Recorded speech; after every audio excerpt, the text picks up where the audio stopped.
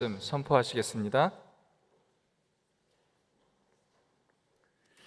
임마누엘 찬양대 감사합니다.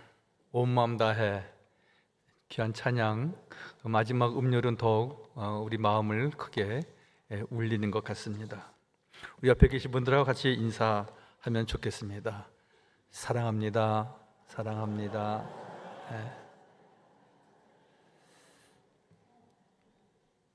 교회가 직분을 맡을 자를 세우는 것은 개인에게나 교회의 큰 축복이 아닐 수가 없습니다. 직분자란 하나님께서 부르셔서 맡기신 사명입니다. 그래서 고린도전서 4장 1절 말씀을 보면은 사람이 마땅히 우리를 그리스도의 일꾼이요 이렇게 말합니다. 하나님의 비밀을 맡은 자로 여길지어다 말합니다. 사도 바울은 여기서 직분자론을 이야기하고 있습니다.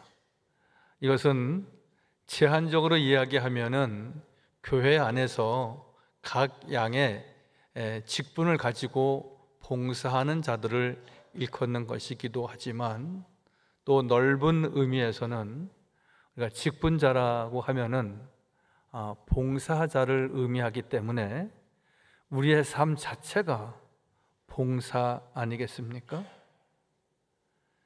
여러분, 부모가 자식을 위해서 헌신하는 것, 이것 또한 봉사입니다.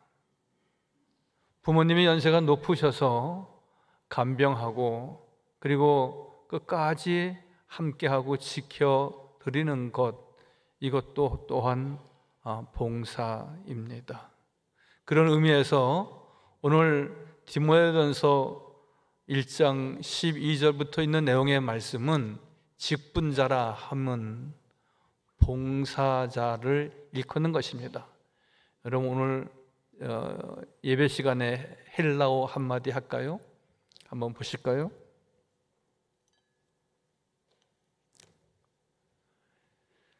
직분자를 헬라어로 디아코노스 그렇게 말합니다.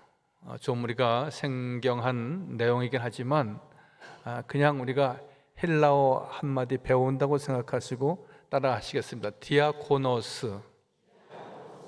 한 번 더요. 디아코노스. 디아코노스는 말 그 원의 뜻은 시중 드는 자, 봉사자, 그러한 뜻을 가지고 있기 때문에 오늘 사도 바울이 말하는 직분자라 함은 시중 드는 사람, 봉사하는 사람이라는 것입니다. 그러므로 여러분, 우리는 부부간에 결혼 생활을 한다라고 하는 것은 봉사자로 산다는 것을 의미합니다. 또한 어린 자녀들을 장성할 때까지 혹은 장성한 이후에도 그 뒷바라지 하는 것도 우리는 시중 드는 봉사자의 삶이라 일컬어도 크게 틀리지 않습니다. 사도 바울은 오늘 말씀 가운데 나는 직분을 맡았노라 그렇게 말씀하고 있습니다. 보세요. 12절의 말씀.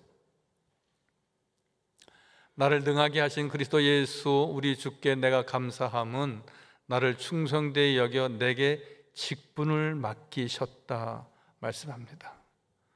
우리가 봉사자로 산다는 것은 내가 이렇게 봉사해야지라고 하는 우리의 인간적인 소욕도 있겠지만, 하나님께서 부부도 짝하여 주셨고 또한 부모와 자녀 간의 그런 혈연 관계를 맺게 된 것도 다 하나님의 섭리 가운데 있는 것을 말씀하고 있습니다. 이러한 봉사자로 산 성경 인물 가운데 브루스길라와 아굴라가 있습니다. 로마서 16장에 나오는 브루스기와 아굴라 부부입니다. 이들은 사도 바울이 선교하는 데 있어서라면은 그의 모든 것을 다 헌신하고 봉사한 믿음의 부부입니다. 교회 건물이 없으니까 모이는 장소를 자기 집을 제공을 했습니다. 그래서 이 브루스가와 아굴라의 집에서 교회가 시작되기도 했고요. 또한 거기에 드는 많은 비용이 발생되었을 때에 그는 기쁘게 바울의 선교를 위해서 열심히 재정적인 후원도 아끼지 않았습니다. 여러분, 우리가 시골 교회를 다니실 때 혹시 기억이 나십니까? 저도 시골 교회라고 하기에는 그렇지만 제 모교회가 지금 여기 있는 하일동 그 주변 하남시인데 다 그 당시도 시골이었죠. 교회 담임 목사님이 안 계시고 전도사님이 계셨습니다. 그러면 부흥회를 하면은 부흥회 때 주무실 숙박 시설이 없으니까 장로님 댁에서 주무시고 장로님 댁에서 식사 제공을 하시고 그랬습니다. 아마 우리 교회 여러 장로님들도 그런 경험들이 있으셨고 그러한 경우를 우리가 많이 목격하게 됐을 겁니다. 믿음의 사람은 선교하는 일에 있어서, 목양하는 데 있어서 이렇게 뒷받침되어지는 것, 이것을 우리가 봉사라고 말하는 것입니다. 여러분, 이 사회적으로 많은 공헌을 끼치는 분들도 사회의 큰 봉사자가 아닐 수가 없습니다. 아마 여러분들도 잘 아시겠지만 유한양행이라고 있습니다. 제약회사 유일한 박사가 창업을 했습니다. 그는 창업을 하면서부터 기업은 국민의 것이다. 그래서 수익의 3분의 1은 사회에 다 환원을 해서 병원, 학교 세우는 일에 그의 모든 것을 다 바쳤다고 합니다. 이것 또한 넓은 의미에서는 봉사입니다. 여러분, 생활이 좋아지시고 어느 정도 사회에 기여하고 봉사할 수 있는 여력이 되시면 여러분 꼭 참여하시기 바랍니다. 봉사란 몸이 약한 사람들 부축해 주는 것도 봉사이지만 여러분, 교회와 사회를 위해서 내가 가지고 있는 물질과 여력과 시간을 다 내어놓는 것, 이것 또한 큰 봉사가 아닐 수가 없습니다. 방송인 가운데 그분은 돌아가셨지만 잔이윤이라고 하는 분이 있었습니다. 그분이 한번 방송에 나와서 자기 그 아내를 돌본 이야기를 하는데 이렇게 말합니다. 아내가 많이 아파서 하루에 2-3시간씩 이렇게 안마를 해주고 다리를 주물러 줬답니다. 그러다가 어느 날 안마를 해주고 다리를 주물러 주다가 그만 침대 위에서 졸다가 떨어졌다고, 그 이야기를, 에피소드를 말을 하길래 참 좋은 남편이다. 아내를 지켜주고 그 아픔을 같이 해주고 뭔가 도와주는 그 봉사 아니겠습니까? 아름다운 봉사. 여러분, 아내나 남편 혹은 또한 자녀된 분은 부모님에게 어떤 같이 도와드리고 그리고 안마해드리고 10분, 20분, 30분만 해보세요. 쉽지 않습니다. 나 저기 잠깐만 나가서 뉴스 좀 보고 올게. 힘드니까. 제 경우가 그렇다는 겁니다.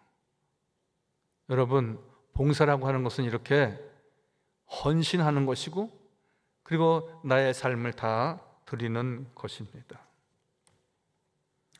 우리는 일상에서 우리의 봉사는 무엇이어야 합니까? 그래서 제가 AI에게 물어봤어요.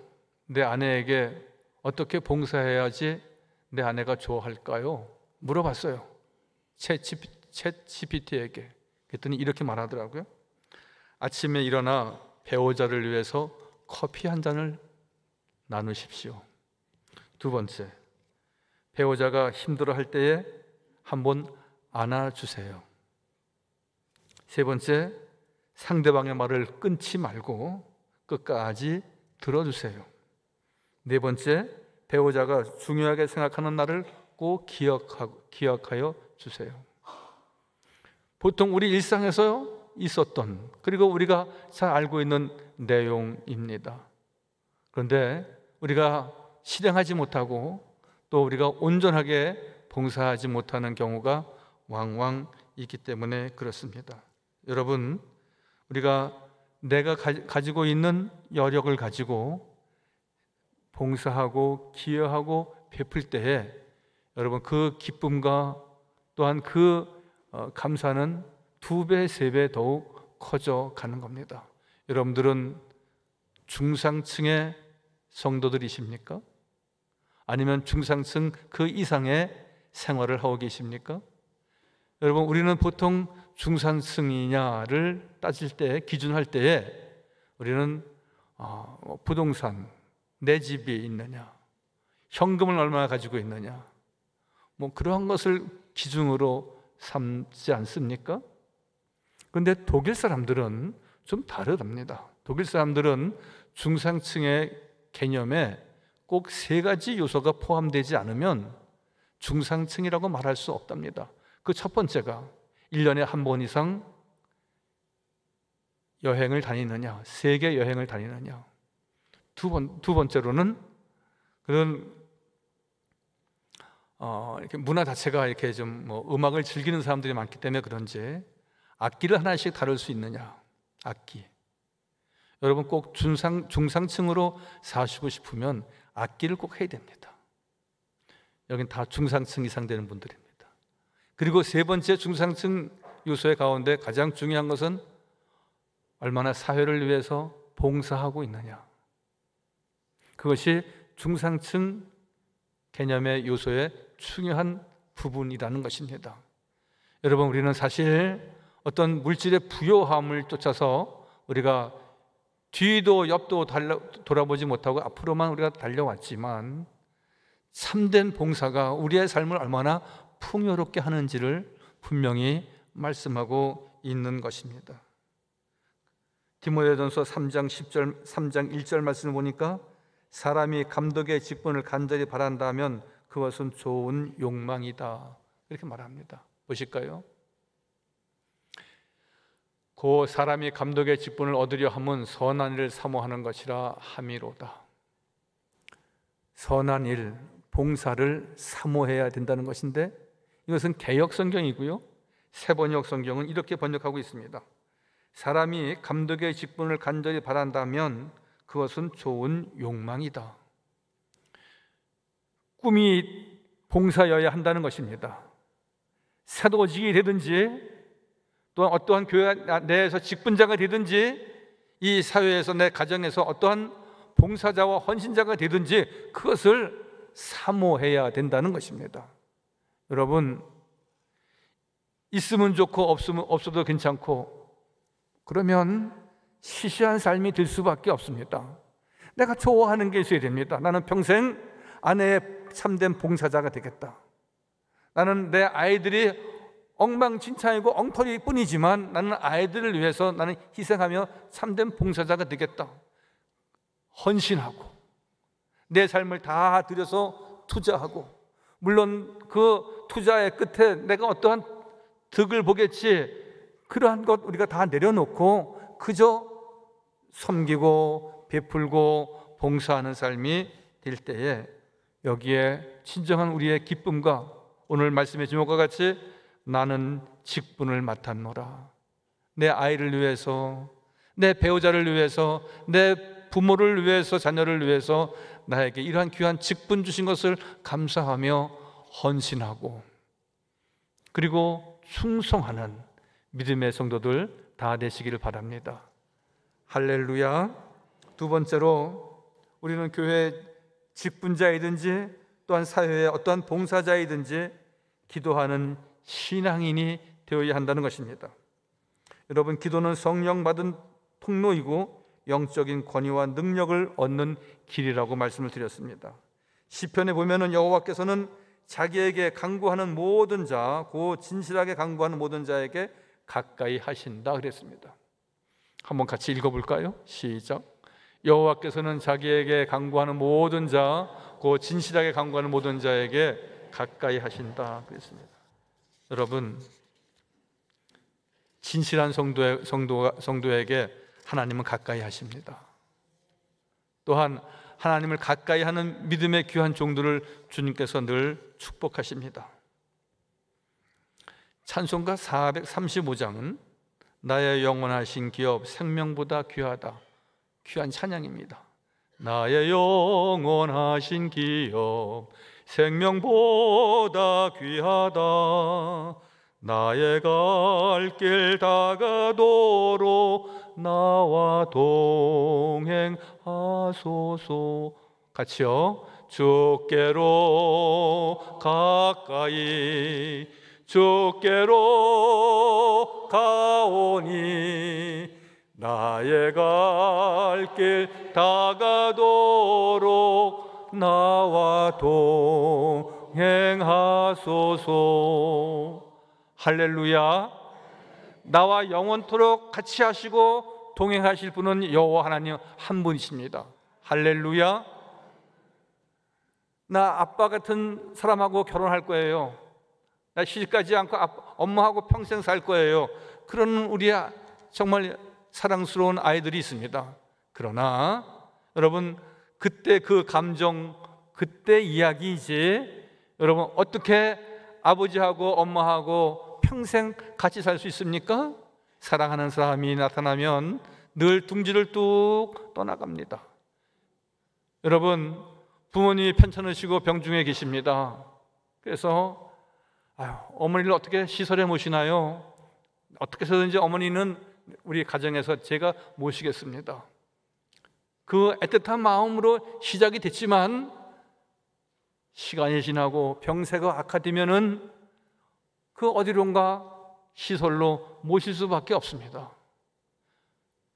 함께하고 싶지만, 지켜드리고 싶지만, 동행하고 싶지만, 내가 어떻게 그 멀리 떨어진 시설에 어머니를 차가운 방에 아무도 모르는 이들과 함께 어떻게 사시게 할 수 있을까? 그러한 애절한 마음은 있지만 우리의 삶은, 우리의 생활은 그렇게 모든 것을 다 용납하지 않습니다. 여호와 하나님께서만 늘 우리와 함께 하시고 우리를 도우시고 인도하십니다. 그러므로 우리가 연세가 높으신 우리 여러 권사님들과 교우들도 너무 자녀들이 자주 오지 못하거나 혹은 또 내가 어느 병원에 입원해 계셔서 홀로 있는 일이 있을지라도 섭섭해하지 마십시오. 세상이 다 그렇고요. 그리고 그렇다고 해서 그 효심이 뚝 떨어져 있는 것은 아닙니다. 우리는 효도를 이야기할 때 온리 효도라고 얘기합니다. 그리고 자녀들을 사랑하는 것을 내리 사랑이라고 합니다. 사람이 사는 사회는 내리 사랑으로 살아가게 되어져 있습니다. 그래야 이 세상이 발전하게 되는 것이고 이 세상이 살맛 나는 세상으로 달려갈 수 있는 겁니다. 오늘 주님께서 우리에게 분명히 말씀하십니다. 주께로 가까이 늘 주님과 함께 동행하는 귀한 삶을 갖도록. 찬송가 338장도 그러한 내용의 말씀입니다. 내 주를 가까이 하게 함은 십자가 짐 같은 고생이나 내 일생 소원은 늘 찬송하면서 주께 더 나가기 원합니다. 내 일생 소원은 찬송하면서 주께 더 나가기 원하는, 여러분 이 세상에 어디에도 우리가 은혜를 입고 승리하고 만족함을 얻는 길은 아무 데도 없습니다. 주께로 나아갈 때, 주님께서 함께 할 때, 주께서 동행하실 때, 성령께서 인도하실 때 거기에 진정한 기쁨과 감사와 승리가 있는 줄 믿습니다. 그러므로 우리는 늘 기도함으로 하나님과 통화해야 되고, 기도는 성령 받는 통로이고 영적인 권위와 능력을 얻는 곳이라고 말씀을 드렸습니다. 기도해야 하는 이유는 무엇입니까? 하나님과의 관계를 계속 유지하고 돈독히 갖는 겁니다. 여러분 정신 차려 믿음 생활하라고 주님 말씀하십니다. 근신하라, 깨어라 말씀하십니다. 그것은 무엇입니까? 하나님과의 관계를 더욱 돈독히 하고 자신의 삶을 돌아보면서 마음의 평화와 정화를 찾아가야 한다는 것입니다. 직분자는 신앙적인 면에서 남을 권할 만큼 능력도 가져야 되고 또한 가르치고 권면하는 직무를 감당하기 위해서 우리가 성경도 보고 기도도 하면서 하나님께 가까이 나아가는 믿음의 귀한 식구들 다 되시기를 바랍니다. 마지막으로 직분자는, 봉사자는 겸손한 사람이어야 합니다. 오늘 본문 말씀에 12절에 나를 능하게 하신 그리스도 예수 이렇게 말하고 있습니다. 같이 한번 읽겠습니다. 시작.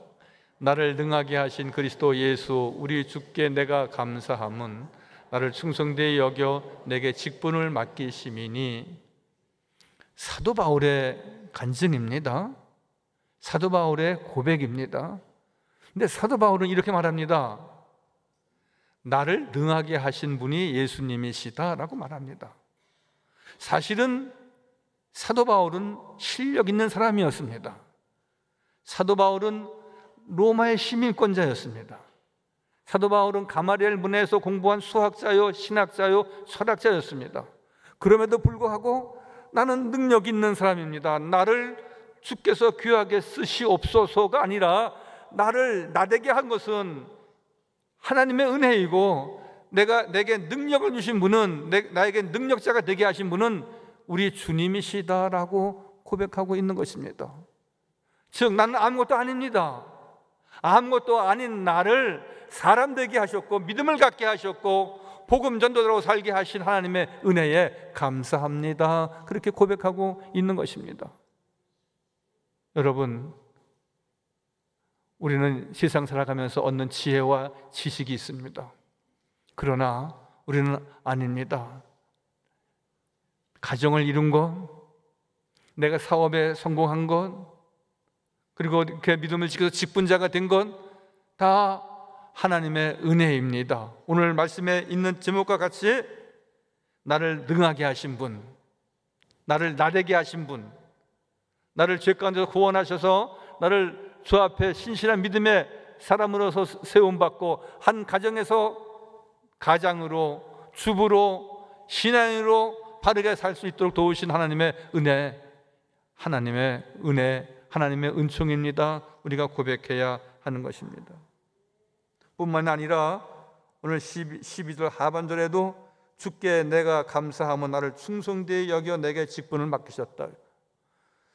오늘 이 12절 말씀 가운데 전반부에는 나를 능력 있게 하신 분이 하나님이실 뿐만이 아니라 나는 충성하고 헌신하고 정말 모든 걸 다 쏟아서, 사도 바울은 결혼도 하지 않고 독신자로 복음 전도자의 삶을 충성스럽게 살았음에도 불구하고 하나님께서 나를 충성되이 여기셨다고 말씀합니다. 내가 이렇게 충성된 자 아닙니까? 그가 그렇게 하나님 앞에 말하는 것이 아니라 나는 능력을 주셔서 주의 능력으로 살았기에 나를 충성되이 여기신 분은 여호와 하나님이십니다. 여러분을 참된 믿음의 성도로 하나님이 일깨우셔서 주의 전에 달려나올 수 있도록 하나님의 은총을 주셨습니다. 이 자리에 있게 된 것도 하나님의 은혜이고, 우리가 가정을 이루고 그리고 자녀들을 보양하고 그리고 한 마을에서 존경받는 믿음의 성도로 우리가 자라나게 되는 모든 것들 하나님의 은혜가 아닌 것이 어디에 있습니까? 겸손의 참모습을 사도 바울 통해서 우리가 보게 됩니다. 겸손한 사람의 특징이 있습니다. 몇 가지. 자기 자신을 과시하지 않습니다. 자신을 뽐내는 사람도 있습니다. 자기 가정의 가문을 자랑하는 사람들이 있습니다. 다 소용없는 일들입니다. 다 시시한 이야기입니다. 그러나 겸손한 사람은 자기 자신을 뽐내지 않습니다. 늘 모든 사람들의 이야기를 잘 듣고 자기 이야기를 많이 하지 않습니다. 겸손한 사람의 특징은 자기 자신이 실수를 인정하고 모든 것을 우리가 감사함으로 달려갑니다. 사랑하는 성도 여러분, 우리 삼양제일교회 모든 교우들은, 물론 모든 그리스도인들이 다 그것을 목표로 하지만 우리 다 직분자이고 다 봉사자입니다. 그러면 봉사자는 헌신자이고 희생자입니다. 어느 교회 주보의 표어가 나를 죽여 그리스도를 살리자였습니다. 여러분, 내가 희생하지 않으면 내 가정이 옳게 설 수가 없습니다. 분명히 그 가정이 행복한 가정이 되고 참으로 많은 가정에 귀감이 되는 가정이 되었다라고 하는 것은 거기는 분명히 어느 헌신자가 있었습니다. 희생하는 주부가 있었든지 기도하는 아비가 있었든지 둘 중에 하나 아니겠습니까? 직분자는 많은 사람들의 그래서 본이 되어야 하고, 늘 봉사자는 자기 자신을 나타내는 것이 아니라 하나님을 나타내는 것입니다. 마더 테레사 수녀가 노벨상 수상도 하고 그런 분 아닙니까? 어떤 직구준 기자가 그에게 묻습니다. 수녀님은 훌륭한 일을 많이 하셨지만 성공한 사람이라고 말하지는 않는 것 같습니다. 거기에 대해서 동의하십니까? 그러니까 그 테레사 수녀님 말씀하시기를, 나는 이 세상에 성공하러 온 사람이 아닙니다. 나는 이 세상에 많은 사람들에게, 많이 약한 사람들에게 사랑의 봉사를 하기 위한, 그 사랑의 의무만 다하기 위해서 온 사람입니다. 여러분, 참된 봉사자는, 참된 직분자는 우리가 어떤 일을 해서 거기에 대해서 우리가 인정받기보다는, 여러분, 내가 하는 일에 대해서 늘 자부심을 갖고, 그리고 많은 사람들에게 유익을 줘서 오직 사랑의 의무만 다하는, 그래서 하나님 앞에 더욱 존귀하게 쓰임받는 믿음의 성도들 다 되시길 바랍니다. 교회에서도 봉사와 헌신을 아끼지 않는 우리 모든 교우들, 가정에서도 늘 부부간에, 형제와 자매와 부모와 자녀들 간에 여러분 사랑하고 섬기고, 그리고 많이 들어주고, 그리고 인정해주고, 그리고 시중 드는 자, 참된 봉사자가 되어서 하나님을 더욱 영화롭게 하고 가정에 더욱 참된 평강이 가득한 귀한 성도와 성도의 가정 되시기를 주님의 이름으로 간절히 축원하여 드립니다. 거룩하시고 자비로우신 아버지 하나님, 내가 긍휼을 입은 까닭은 예수 그리스도께서 내가 먼저 일체 오래 참으심으로 보이사 후에 주를 믿어 영생 얻는 자들에게 본이 되게 하려 하심이라 하셨습니다. 직분자에게 있어서, 봉사자에게 있어서 중요한 것은 충성이요, 그리고 영생 얻는 자들에게 본이 되어야 한다고 말씀하여 주셨습니다. 아버지, 저희들 교회에서 참된 직분자가 되기를, 또한 참된 봉사자가 되기를, 참된 모든 이들에게 시중 드는 자가 되기를 원합니다. 그래서 진정 내 가정에서나 내 교회에서 참된 감동을 줄 수 있는, 하나님의 영광을 드러내는 귀한 삶이 늘 가득하도록 주여 돌보아 주옵소서. 주께로 가까이 주께로 가오니 나의 갈 길 다가도록 나와 동행하소서. 늘 나와 평생 동행하시는 여호와 하나님만을 바라고 소망하며 주께 영광 돌리게 하여 주옵소서. 모든 말씀 예수님의 이름으로 감사하며 기도하옵나이다. 아멘.